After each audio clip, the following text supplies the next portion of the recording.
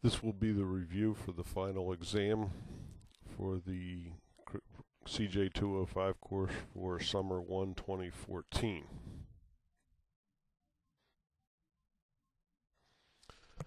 The first question will cover the Peel reforms.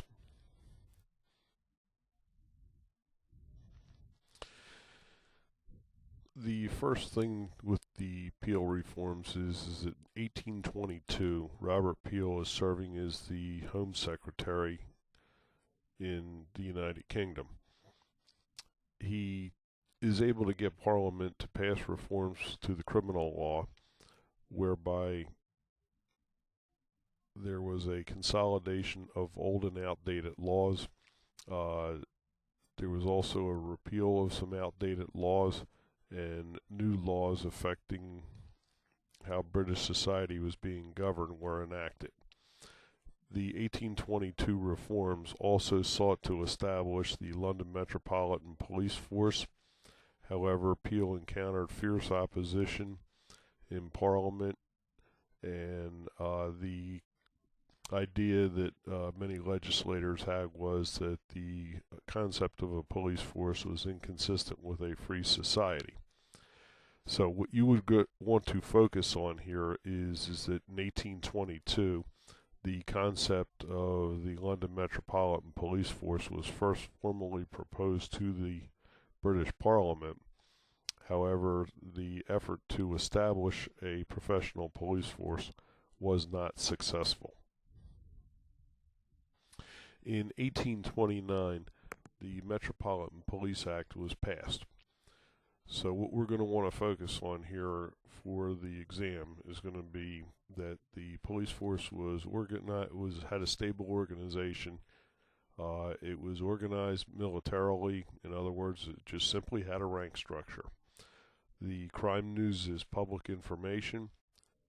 The police officers are deployed by time and area. New police officers and currently serving officers are certain character qualities were sought by Peel, particularly temperament. He wanted people who were basically patient. The officers were trained for their jobs. They had uniforms, so there was a certain amount of information that was required about their appearance. They had to look professional and act like they were the police. Each officer was assigned a unique identifying number. There was a central headquarters. We know that today is Scotland Yard, and the current one is called New Scotland Yard. All of the British police officers were hired on a probationary status, which means they were at-will employees and could be dismissed from the police force at any time. Additionally, under the Peel reforms, the British police kept records of their activities, and police officers were required to prepare reports regarding their contacts with the public. The final area that we want to discuss is going to be the city and borough police forces come about in 1835. County police forces are established in 1839. By 1883, 2 women are hired to supervise women convicts and detainees, and also to supervise juvenile convicts and detainees. Now, most of the information regarding the Peel reforms appears on page 3 and 4 in the Worrell and Smollinger textbook Policing. There is a 9-point bulleted list that appears on page number 4 in the text, and I will have that scanned in and will appear on the next slide.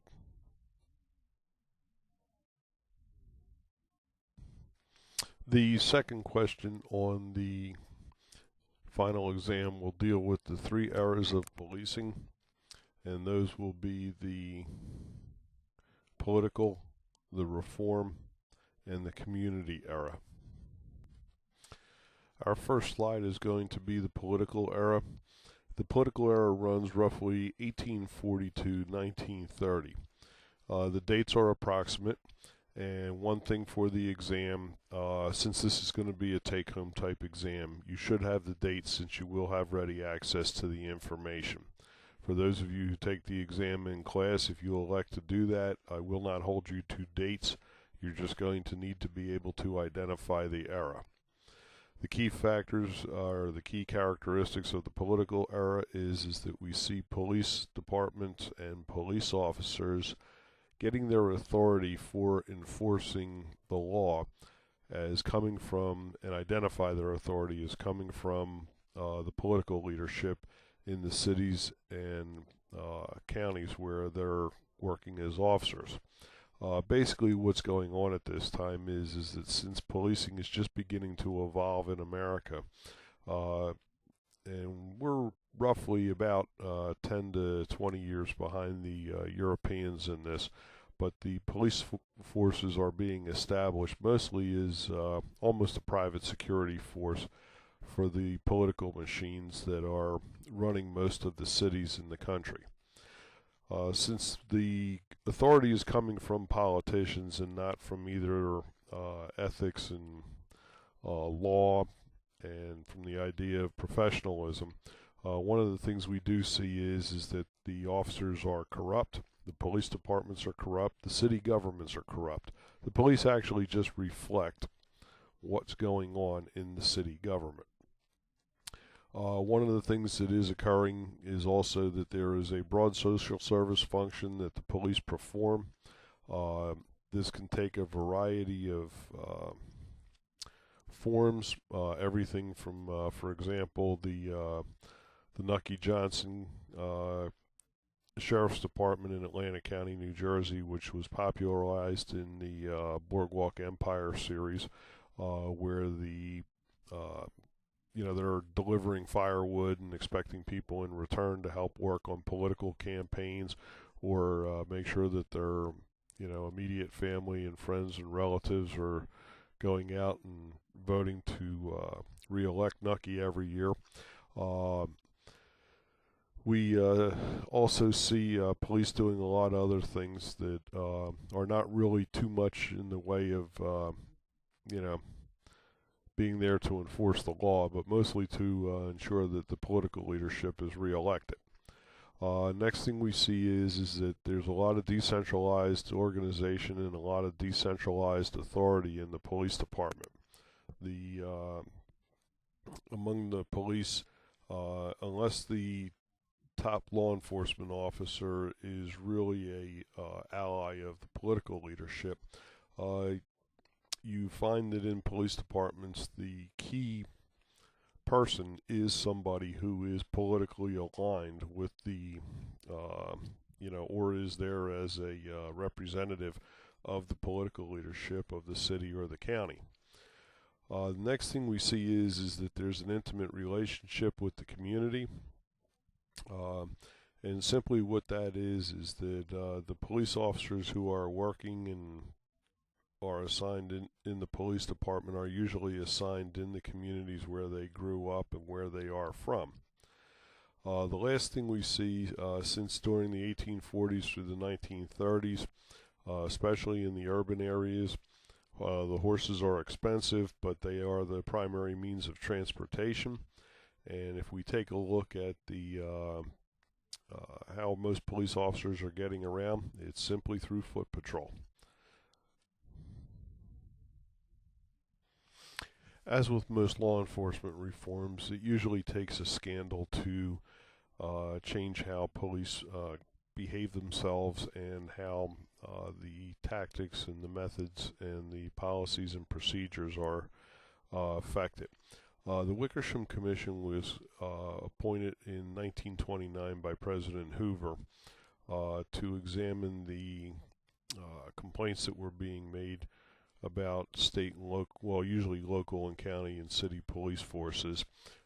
Primarily the two issues revolved around the police use of force, typically excessive force, and the corruption inherent in a lot of the cities and the city police forces.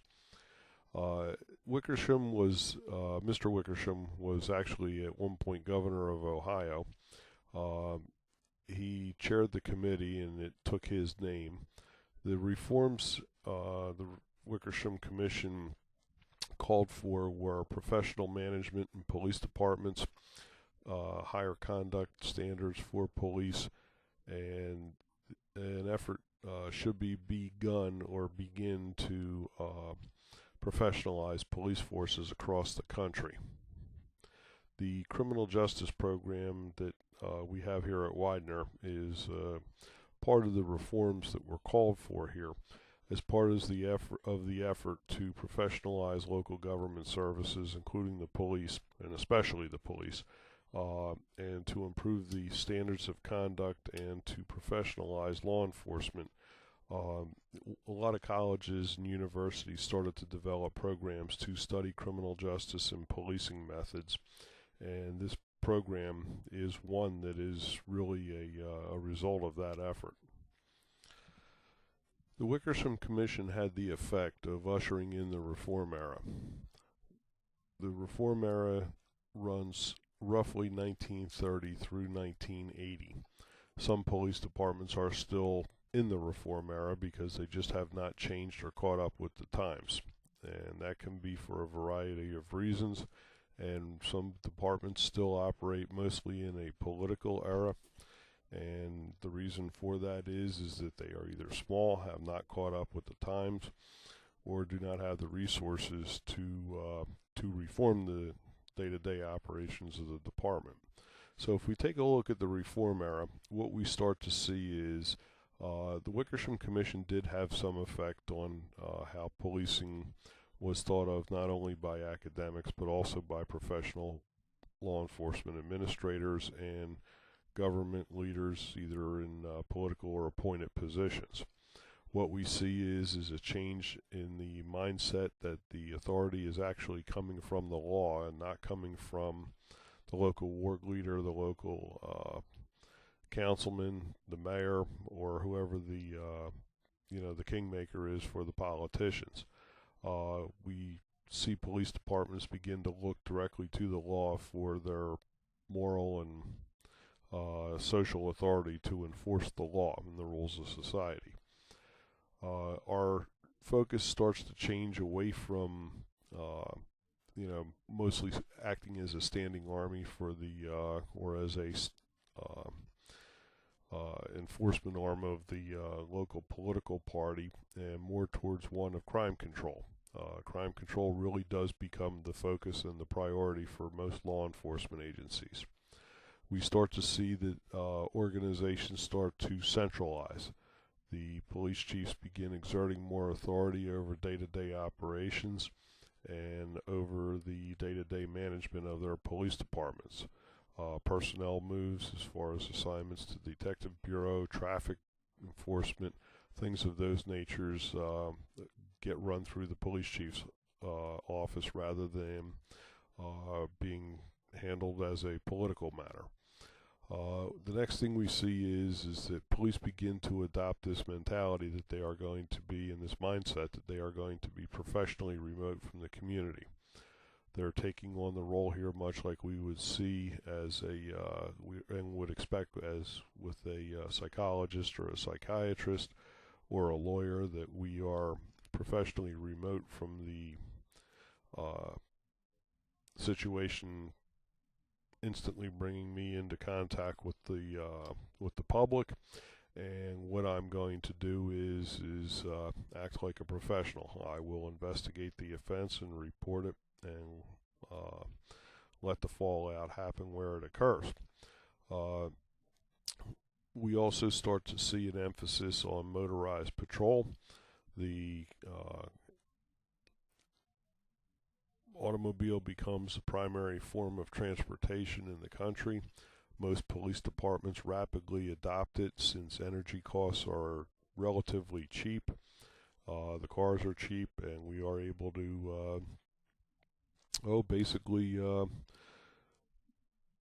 do most of our patrol work through the use of the automobile. The next thing we see is that we start to make a real emphasis on trying to respond to the public's calls for service in a rapid way. I had talked quite a bit during the course about the rule that Philadelphia had, where 2 minutes after a 911 call had been received in the communications center, that the police department wanted to see an officer knocking on somebody's door. The reason for that and was based on studies that have been done indicating the public's perception of the competency of its public officials and the police were based purely on their time of response to the crime scene or to the citizen's call for service. So that's where that emphasis on this rapid response to crime reports came from. The next era in the eras of policing is the community era. We begin the community era about 1980. It runs through the present. Some are now arguing that we are in a post-community era.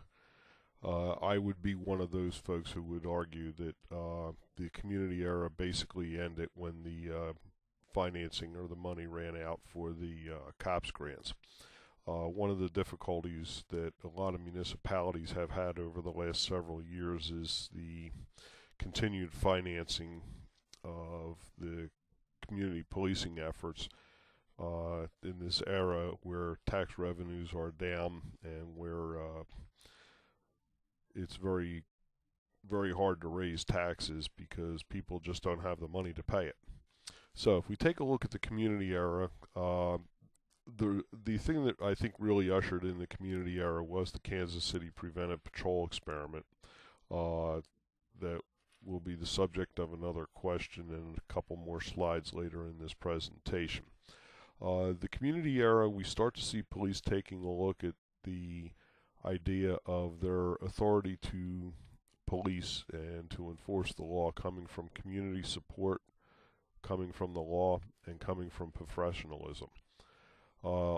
Next, we start to see a return where police are providing more, a broad provision of social and neighborhood type services as a way to begin resolving problems in communities and neighborhoods. Among these would be, my favorite of making sure that we've got our traffic lights working, we've got our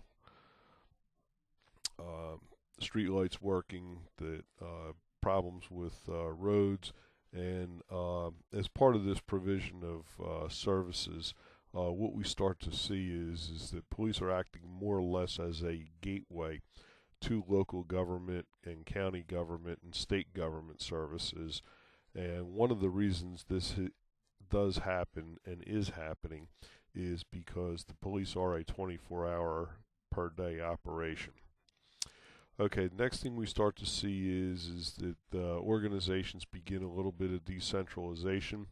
We start to see the advent of the community substation. We start to see the return to police officers being in the neighborhood and being given a lot more autonomy to our patrol officers and our line officers to make decisions and to have those decisions basically stand.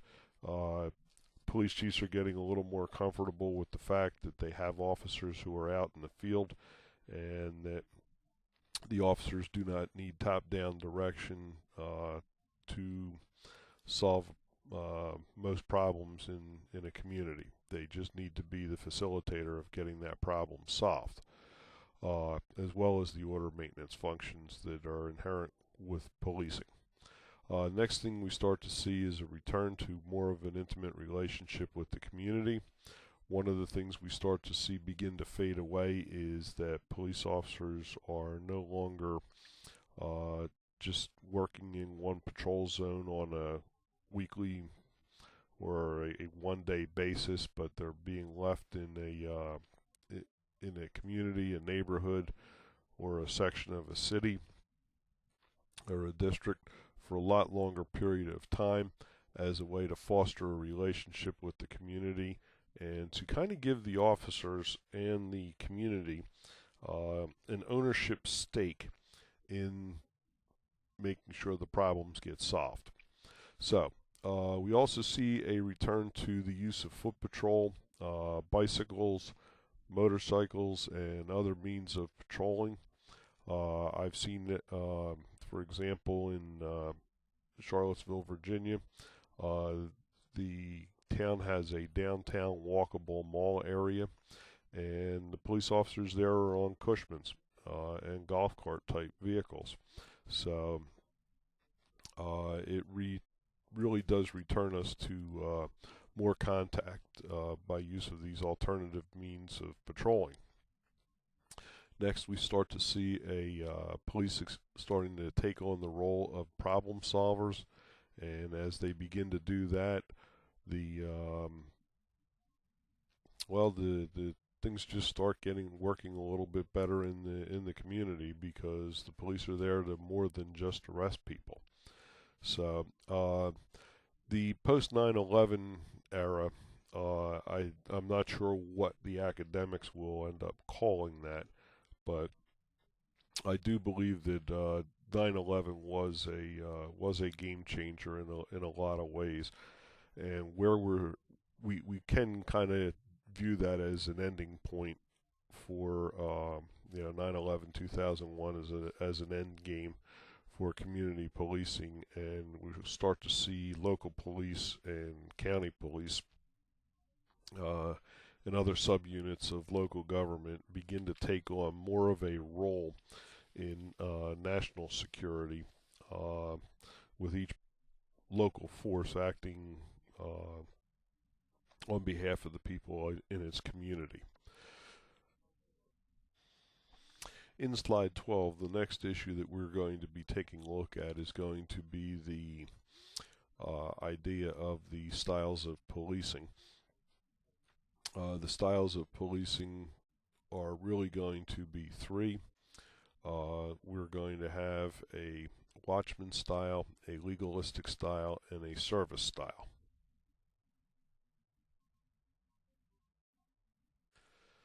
The first style that we'll take a look at will be the watchman style.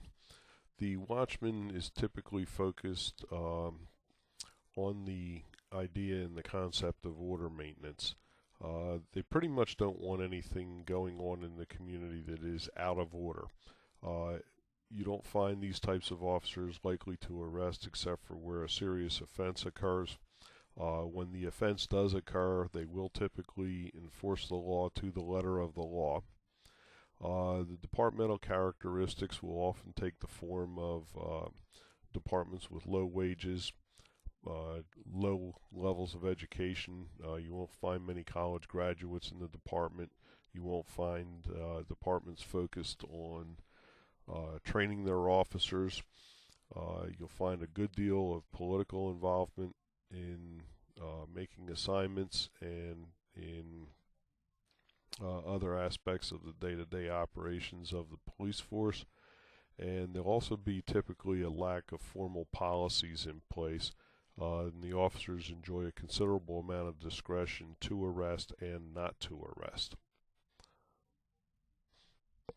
With the service style, one of the things that we will see is that officers intervene frequently in the day-to-day activities and all of the happenings in the community. The emphasis in the service style is focused on community service. Officers are expected to have manners, dress appropriately. Contact with the citizen is very much a customer-driven orientation or focus. They really view the people that they are policing as the customers, and the department will also have the characteristic where the chain of command, while it's there, and it's there for a reason, you're not going to find strict adherence to the movement of information up and down the chain of command. The personnel involved are typically going to be very much secure in their positions, and it would not be uncommon to find the patrolman going in to speak to a captain or a lieutenant or even the chief about a particular problem in the community, and then later on coming back and briefing in the sergeant or the lieutenant or the captain, depending on where in the chain of command the conversation took place, briefing the involved supervisors at a later time so they are aware of what's going on. With the next slide, we're going to be taking a look at the legalistic style of policing. The legalistic style, we start to see police officers taking an emphasis and even their departments, and this can one thing we need to keep in mind as we're going through what each of these styles is that the styles can be broken down between within a police department, like between squads or platoons.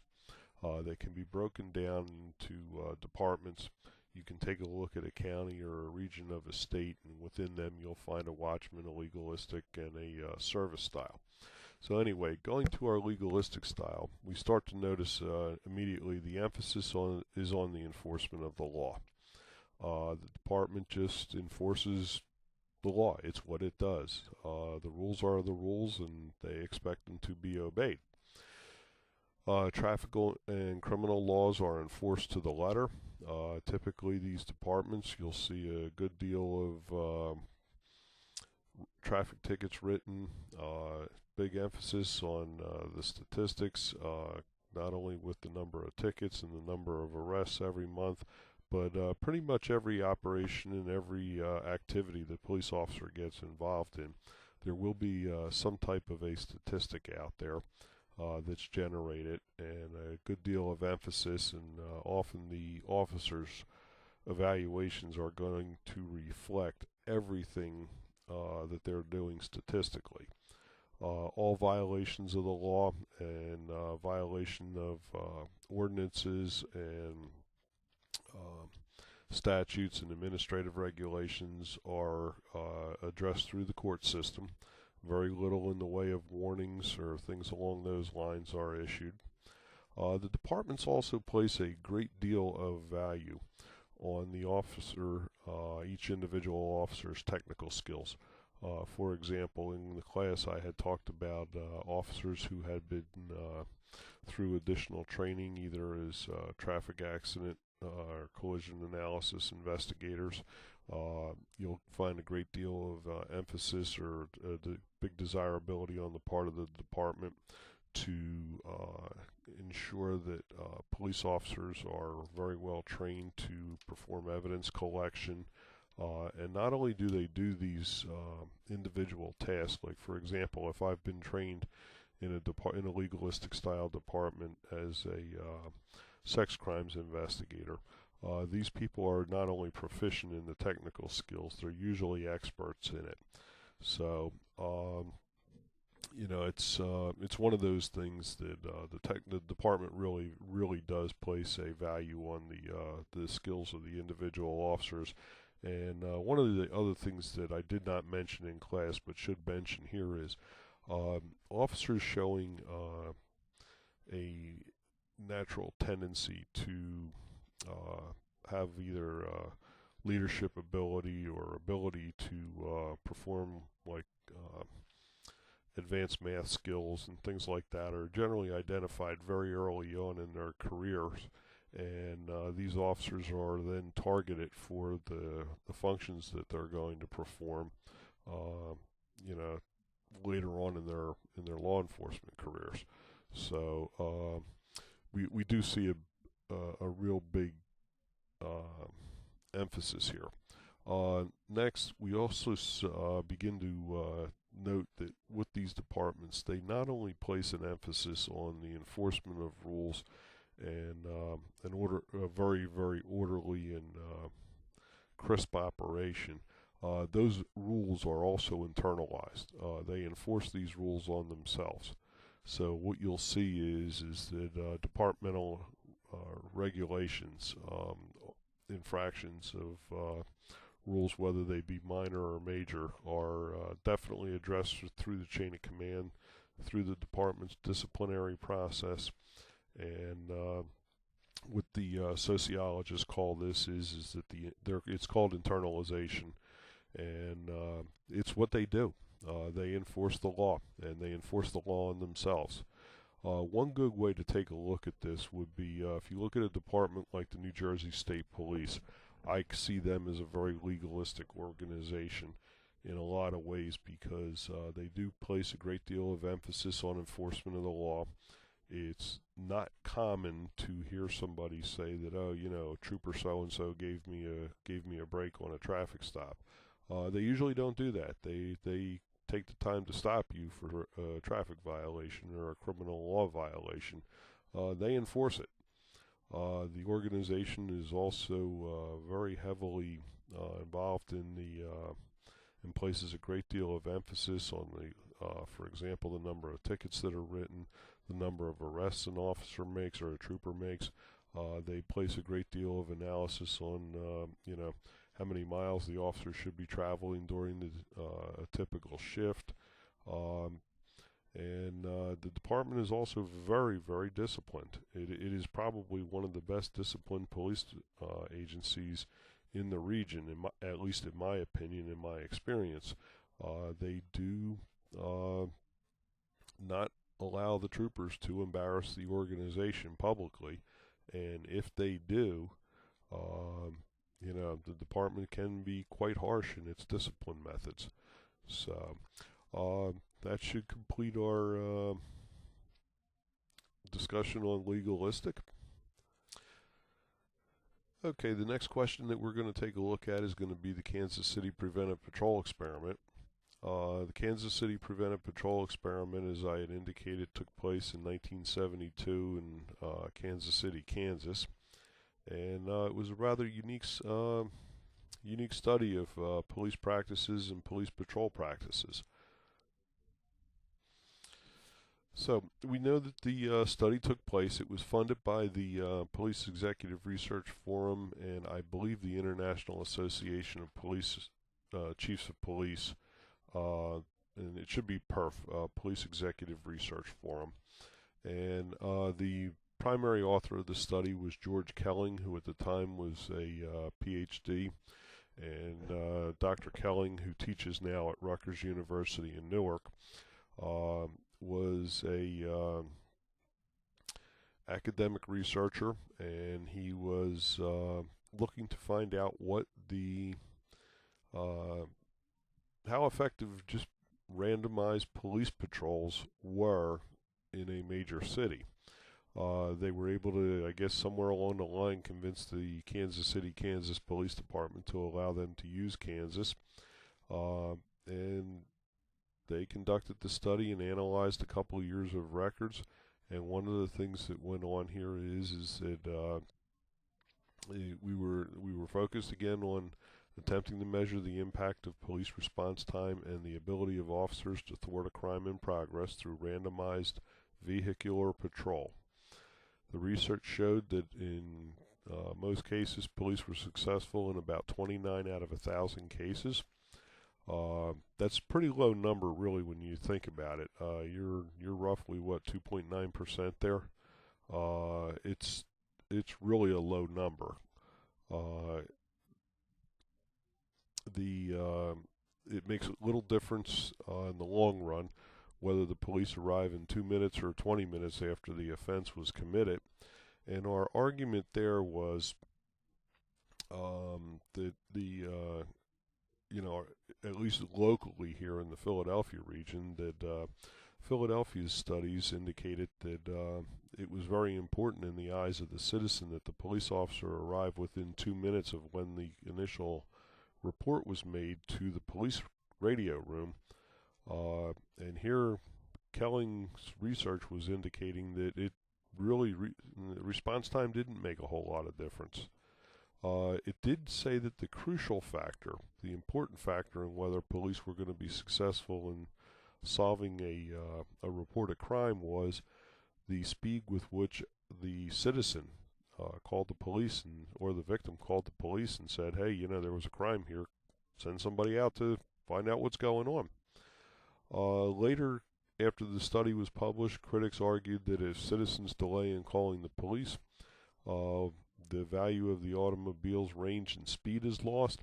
I would tend to agree with that. In fact, if you take a look at just our region here, if you take a look at our Widener's proximity to places like Atlantic City, Baltimore, Philadelphia, New York City, and Harrisburg, just as a couple of cities, if you leave Widener University and get on Interstate 95, you can be in Trenton, New Jersey in about 35 minutes. You can be in downtown Wilmington in about 35 minutes. You can be halfway to the shore in about 30 minutes.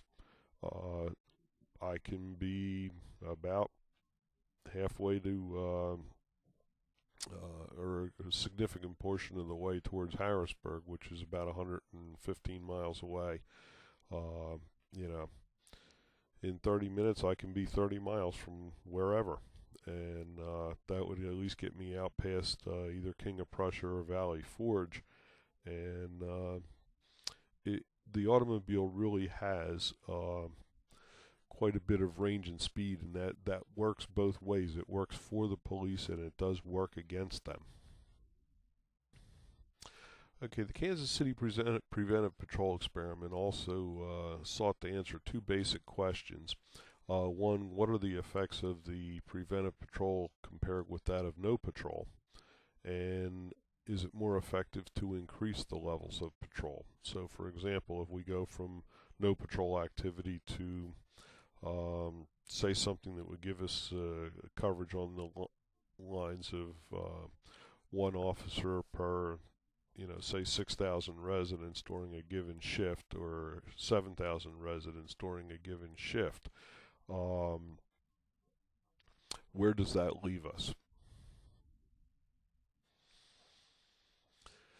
So what Kelling and his co-researchers did was they looked at 15 police districts in Kansas City. They left 5 districts with their normal level of preventive police coverage or their normal level of patrol coverage. 5 districts were modified to what the researchers called proactive patrol assignments, and that included 2 to 3 times the normal level of preventive patrol activity in that district. The next group was 5 districts, and there was no preventive patrol activity. Patrol units officers were basically assigned not to go in those areas unless they were called there. So if they got called into a district or a zone, they would go in, handle the call, and then leave. And when they were not needed, they were not supposed to be in those areas running patrol activities. And the researchers were seeking to find out what was going on there. Now, as part of the study, or to determine the effectiveness of the patrol and police patrol, the researchers looked at the number of arrests that were made, the number of traffic accidents that occurred, the number of victimizations, basically crimes that were reported later in either surveys or were later reported to the police. And in surveys, they sought to find out what residents' fear of crime was and what the citizen satisfaction levels were with the current police coverage. Okay, the findings of the study found that adding or taking away police patrols really did not make any real difference within the community as far as increasing the number of arrests or the occurrence of traffic accidents. The police patrols did not have much impact on crime and crime levels. It did not have much impact on the citizens' fear of crimes or the community's attitude or opinion of the delivery of police services by the Kansas City Police Department. The study really just kind of indicated that the randomized police patrols were not making a difference. after the Kansas City Preventive Patrol Experiment study was published and news began to get out to the public as to what the findings were, a lot of the sociologists and management consultants and people whose writing were having a great deal of effect on public policy issues and public policy making started to comment on it. Probably one of the more instructive is James Q. Wilson. The late Dr. Wilson was a sociology professor and a professor of management at the University of California at Los Angeles, UCLA as we know it. He, in his evaluation of the Kansas City study, Wilson cautioned that the results should not be misinterpreted or overgeneralized. He said the experiment clearly did not show the police make no difference. It just showed that there needed to be a change in the amount of random preventive patrol in marked cars, especially since that did not seem to affect how much crime occurred or how safe citizens actually felt in the city and in their neighborhoods.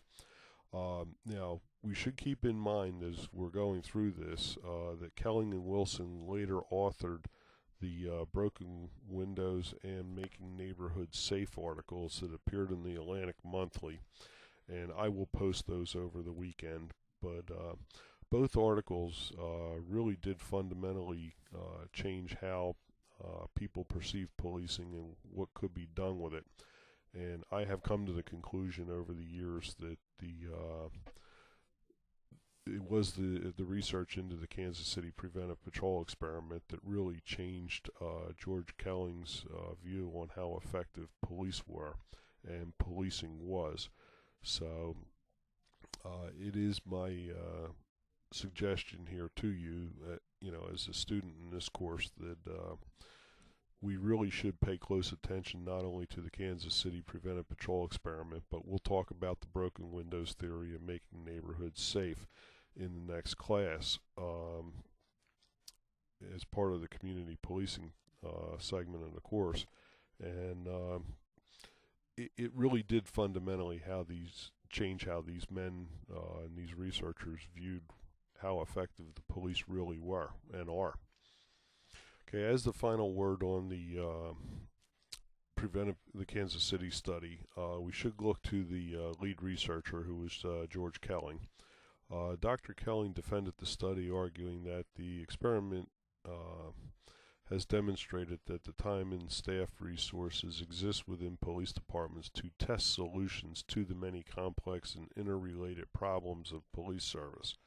One of the things Kelling's arguing here is, and I may not have explained this clearly during the class lecture, is Kelling's arguing that police departments do have the expertise to evaluate what they're doing as far as their police strategies and the tactics that they're using to control crime based on the data that they have in-house, from the reports that officers are filing, from reports that they're receiving from citizens, and they just need to apply that. And by applying it, the police can actually experiment with ways to more effectively do their jobs. Kelling, I think, did make a valid point here, because trying to tie all this together, in our last class, I did talk a little bit about the CompStat program, and I think CompStat in a lot of ways is a culmination of what went on with the Kansas City Preventive Patrol Experiment, and then the community policing and the efforts that police were making in the community era to, one, find out what was going on in the communities and how to effectively police in them, and to find out what the people who resided in those communities actually wanted their police departments to do for them. And one of the things that CompStat did do in bringing all that together was that CompStat did make sure that the statistics that law enforcement agencies were generated and were being used to change police tactics. And I think Chief Bratton, or Commissioner Bratton in New York City, it really did make an effort to do that. And New York City at one point, particularly in the late 70s, was in dire financial condition, and the city streets were just basically, even in Manhattan, unsafe to walk on.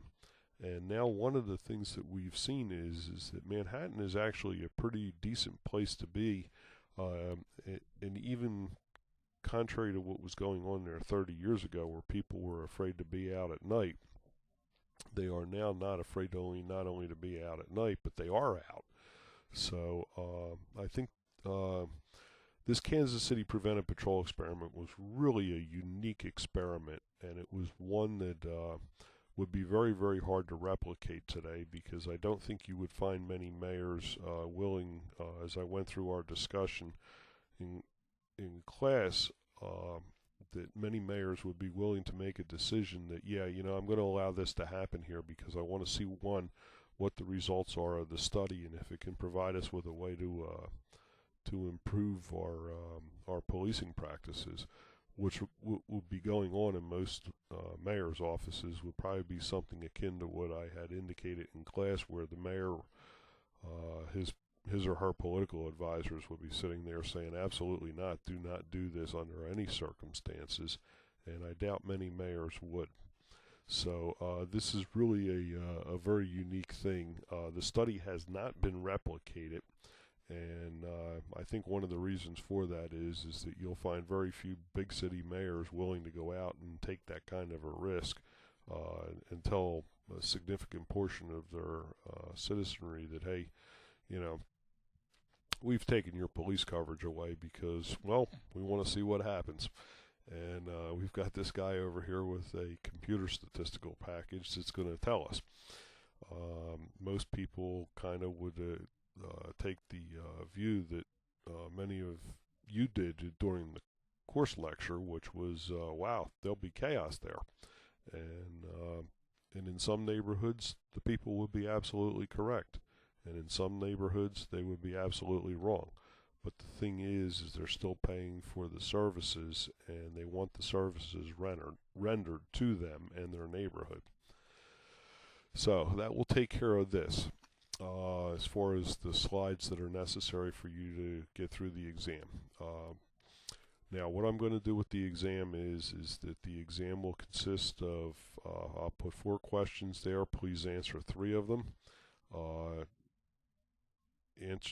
Answer them in essay form. If you just repeat my bullet points back to me, I know those. Explain to me why why you're putting down the things that you're putting down on paper, and why we think, with the evidence of this research and this information, should all be in a paragraph form, and why we think it works. So if you have any questions, feel free to put a call into me. I should be around most of the weekend, and of course Monday I will come in a little bit early, and if anybody has any questions, just stop and come into class a little bit early, and I can stay late on Monday, so we'll take it from there.